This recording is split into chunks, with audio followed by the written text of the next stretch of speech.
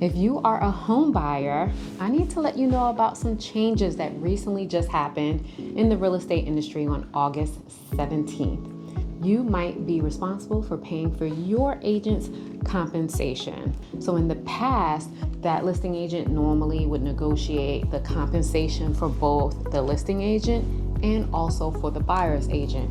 Sellers are no longer required to pay the buyer's agent's compensation. So if you're looking to purchase a house, there's 3 ways that compensation might happen on your end. So the first way is you're going to have to sign a buyer agency agreement that you are exclusively working with that particular agent, and the compensation is going to be negotiated.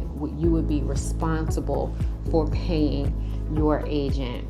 Now, when you go out and you look at a house, if you see a house that you're interested in submitting an offer on, your agent can contact the listing agent to ask if the seller is willing to pay any compensation.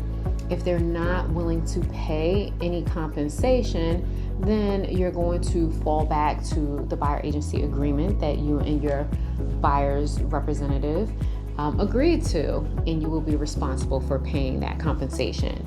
The second way is if the seller is willing to maybe contribute some of the compensations, and then you as the buyer would be responsible for paying that difference. Then we have the situation where the seller is willing to pay all of the compensation, and then you would not have to contribute anything in terms of the compensation for representation for your buyer's agent to work with you and negotiate on your behalf.